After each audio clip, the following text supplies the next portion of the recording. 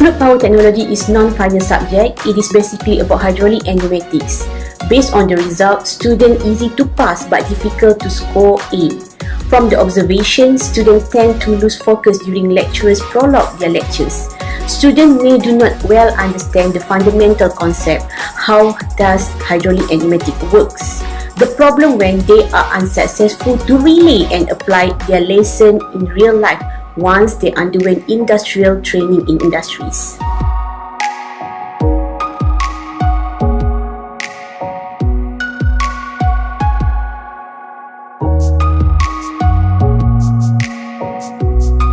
From the survey conducted, the most preferable method is video and demonstrations. So we initiate and create an innovative learning kit for student uses in class.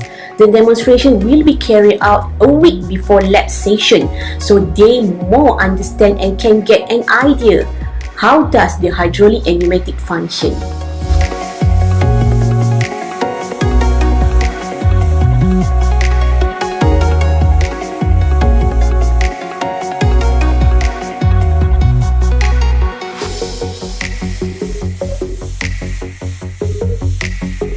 To visualize and demonstrate the function of basic hydraulic and pneumatic in the classroom instead of using conventional teaching style, to encourage students towards the course more effectively, thus beneficial to visual, auditory, kinesthetic styles of students altogether.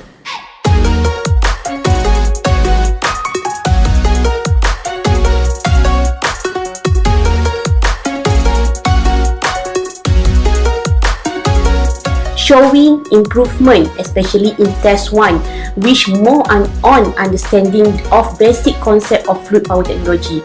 The overall result is better. Student score A are increasing. The demonstration of HyPic kit is the new and interactive teaching style. In agreement, will benefit all group and type of students because this kit is easy to understand by others, not only limited to engineering students. Students will be able to expand their skills and knowledge differently by using their creativity instead of follow teaching convention to finding the right answer to solve the problems, as obligatory in 4th Industrial Revolution IR 4.0. Hopefully can produce the knowledgeable student not only in theoretical but also in practical.